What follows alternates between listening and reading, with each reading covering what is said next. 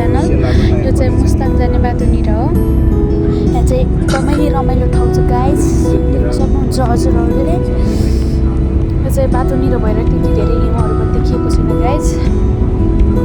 उतातिर छ, यो चाहिँ बाटोतिर बिच बाटोतिर भएर त्यति धेरै हिउँ चाहिँ देखिएको छैन गाइज। अहिले चाहिँ देख्न सक्नुहुन्छ धेरै राम्रो ठाउँ छ, हिमालहरू पनि देखिएको छ, एकदमै राम्रो छ, सो ब्युटिफुल प्लेस गाइज। हजुरहरू पनि आउन सक्नुहुन्छ मजाले लिएर, आफ्नो मजा लिन सक्नुहुन्छ गाइज। आउनु होला, एकदमै राम्रो छ, 12 महिना 12 मास हिउँहरू पर्ने भएकाले यहाँ चाहिँ धेरै चिसो छ।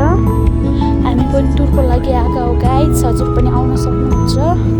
एकदमै राम्रो छ, रमाइलो छ ठाउँ चाहिँ गाइज। यहाँ चाहिँ खाना बस्नको लागि चिन्ता गर्नुपर्ने केही आवश्यक छैन। यहाँ चाहिँ धेरै थरीका सामानहरू, खानेकुराहरू पनि पाइन्छ। यहाँ चाहिँ बढी जस्तो स्याउहरू पाइन्छ गाइज, आउन सक्नुहुन्छ हजुरहरू पनि। एकदमै राम्रो ठाउँ छ। यहाँ चाहिँ धेरै चिसो भएर एकदमै बोल्नसम्म गाह्रो भइरहेको छ मलाई चाहिँ गाइज। यो चाहिँ मुक्तिनाथ मन्दिर हो। यहाँ चाहिँ 108वटा ढाडाहरू छन् अनि 2वटा पोखरी हजुरले देख्न सक्नुहुनेछ। यहाँ चाहिँ ती 108वटा ढाडा अनि 2वटा पोखरीमा शरीरहरू भिजाएपछि या त्यो गुमाएपछि आफ्नो पापहरू मुक्ति हुन्छ भन्छन् गाइज।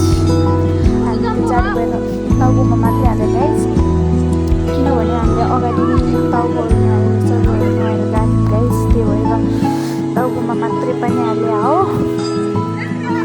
यहाँ चाहिँ नेपालीहरू भन्दा पनि विदेशीहरू चाहिँ धेरै मात्रामा आउँछन् गाइज। यो चाहिँ टुरिस्टको रूपमा हजुरहरू पनि आउन सक्नुहुन्छ, आफ्नो मजा ल्याउन सक्नुहुन्छ गाइज। आउनु होला, एकदमै राम्रो ठाउँ छ। चाहिँ यो मन्दिरलाई चाहिँ सबैभन्दा ठुलो मानिन्छ गाइज, किनभने यहाँ त धेरै विदेशीहरूसँग घुम्न आउँछन् नि त यो टुरिस्टको रूपमा।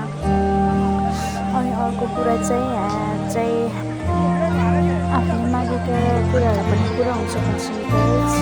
हामीले चाहिँ मन्दिर घटाको ढुङ्गो टुटी बाइक्यो खोला, 40 घटाको ढुङ्गो टुटी बाइक्यो खोला, तानी लान्छु झुम्की जसो होला होला, है तानी लान्छु झुम्की जसो होला होला, है तानी लान्छु झुम्की जसो होला होला।